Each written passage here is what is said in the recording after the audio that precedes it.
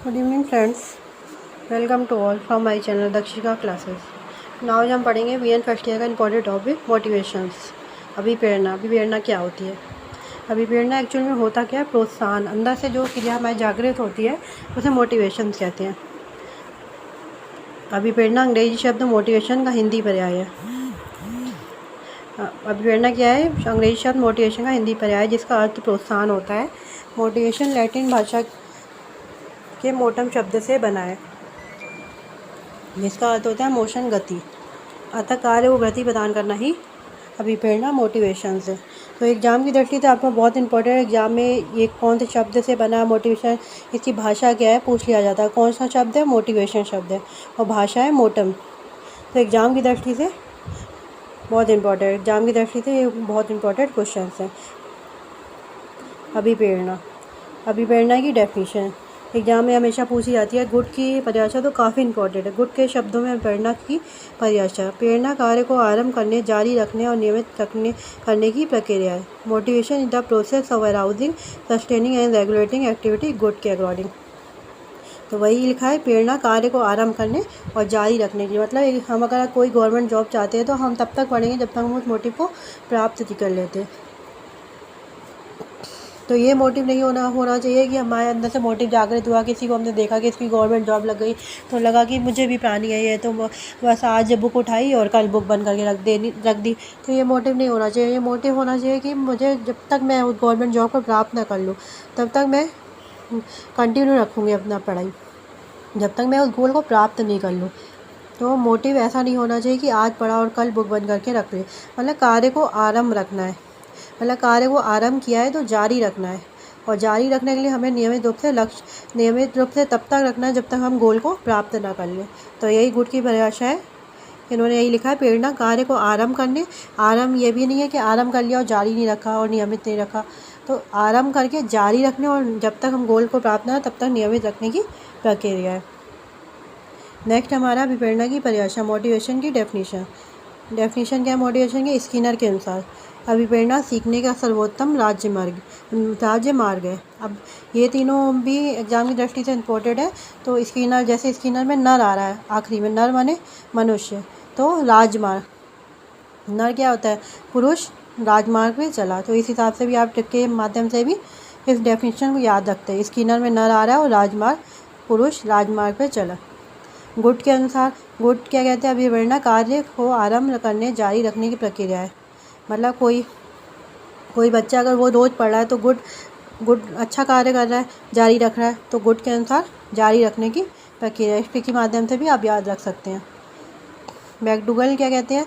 McDougall के अनुसार अभिप्रेरणा वे शारीरिक और मनोवैज्ञानिक दशाएँ हैं जो किसी कार्य को करने के लिए प्रेरित करती है। मतलब जो अंदर से इच्छाएं जागृत होती है और किसी कार्य करने को मोटिव करती है। नेक्स्ट हमारा अभिप्रेरणा के प्रकार। अभिप्रेरणा कितने प्रकार की होती है? 2 प्रकार की। आंतरिक अभिप्रेरणा, इंटरेस्ट मोटिवेशन, बाह्य एक्सटर्नल मोटिवेशन। आंतरिक क्या होती है? आंतरिक होती है जो प्रेरणा अंदर से जागृत होती है, जो अंदर से हमारे जागृत होती है मोटिवेशन, वो होता है आंतरिक अभिप्रेरणा। जैसे खाना पीना, आदत, ये सब आंतरिक अभिप्रेरणा होती है।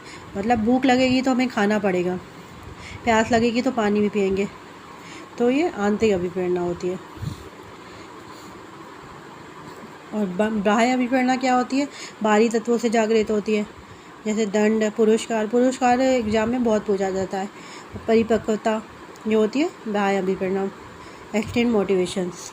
नेक्स्ट हमारा है अभिप्रेरणा के प्रकार। अभिप्रेरणा के प्रकार क्या क्या होते हैं? साधारण तौर पर अभिप्रेरणा 2 प्रकार की होती है, जन्मजात अभिप्रेरणा और अर्जित अभिप्रेरणा। जन्मजात अभिप्रेरणा को ही आंतरिक अभिप्रेरणा, जैसा मैंने पीछे आपको बताया है, प्राथमिक, जैविक, सकारात्मक, अंतरोध अभिप्रेरणा कहते हैं। और जन्मजात हमारी अभिप्रेरणा क्या होती है? जो मैंने बताया आपको आंतरिक अभिप्रेरणा, वही जन्मजात अभिप्रेरणा होती है। जैसे भूख, प्यास, नींद, काम, मल मूत्र त्याग आदि। भूख लगेगी तो खाएंगे, प्यास लगेगी तो पानी भी पिएंगे, तो ये होती है आंतरिक और जन्मजात अभिप्रेरणा। जो बच्चा जन्म से पहले ही, जो हमारे अंदर जन्म से पहले ही विद्यमान होती है, जो बच्चा माँ के घर से ही लेकर आता है, जो जन्म से पहले ही हमारे अंदर विद्वान होते हैं, उसे जन्मजात अभिप्रेरणा कहते हैं। सेकेंड हमारी अर्जित अभिप्रेरणा।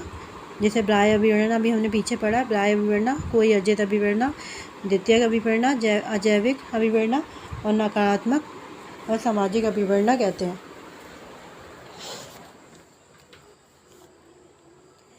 जैसे पद, प्रतिष्ठा, पुरस्कार, सम्मान आदि। ओके, आई होप सो आपको समझ में आ रहा हो। नेक्स्ट है अभी अब्राहम मैस्लो ने अभिप्रेरणा के 2 प्रकार बताए हैं, जन्मजात और अर्जित। और थॉमसन के अनुसार भी उन्होंने 2 प्रकार की अभिप्रेरणा बताई है। कौन कौन सी? स्वाभाविक और कृत्रिम। गैरेट ने 3 प्रकार की बताई है, जैविक, मनोवैज्ञानिक, जैविक दैहिक और मनोवैज्ञानिक और सामाजिक। जैविक में आता है संवेग, मनोवैज्ञानिक में आता है मूल प्रवृत्ति और उदाहरण, क्रोध, भय, प्रेम, दुख। सामाजिक में आता है सम्मान, आत्म सुरक्षा, आत्म प्रदर्शन।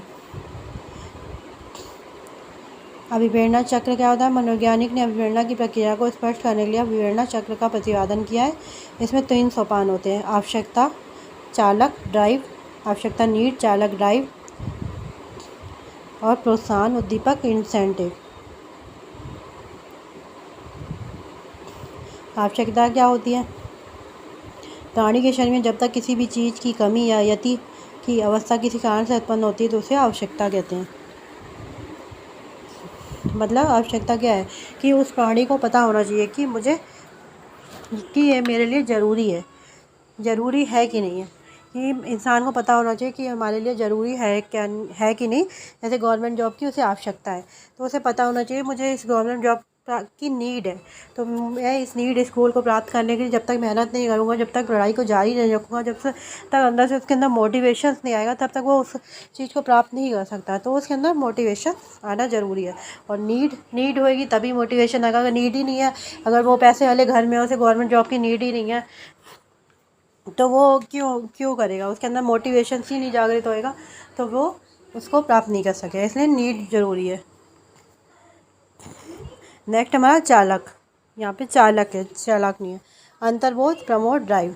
प्राणी में जब आवश्यकता उत्पन्न होती है तो इस आवश्यकता के कारण प्राणी तनावग्रस्त हो जाता है और पहले से अधिक सक्रिय हो जाता है। इसी तनाव या सक्रियता को चालक कहते हैं।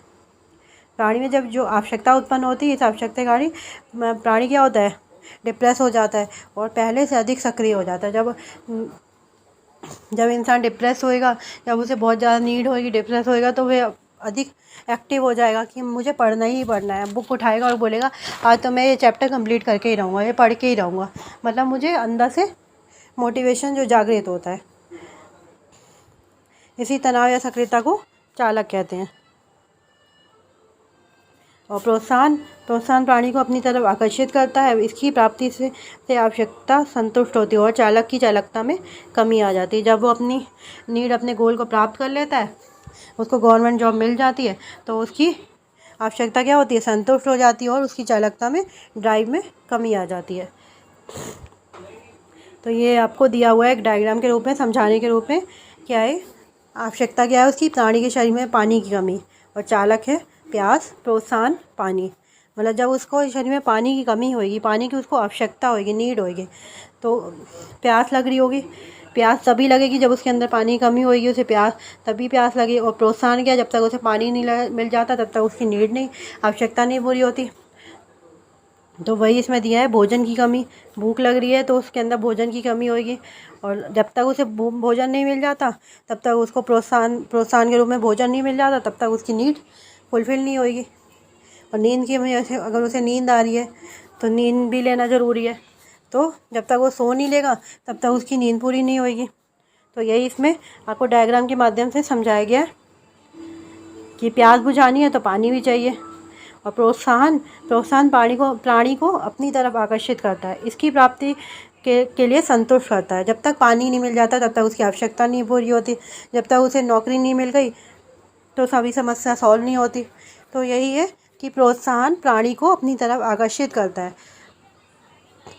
और जब तक इंसान के अंदर मोटिवेशन अंदर से जागृत नहीं होगा, वे किसी चीज़ को अंदर से प्राप्त करने के लिए उत्सुक नहीं होगा, तब तक वे किसी चीज़ को प्राप्त नहीं कर सकते। मोटिवेशन के लिए गोल ज़रूरी है कि हमें उस चीज़ का गोल प्राप्त गोल होना ज़रूरी है कि मुझे क्या करना है। तो इसलिए ये बोला गया है कि मोटिवेशन अंदर से जागृत होता है। तो मोटिवेशन को पाने के लिए, मोटिवेशन को फुलफ़िल करने के लिए हमें अंदर से इच्छा जागृत होती है।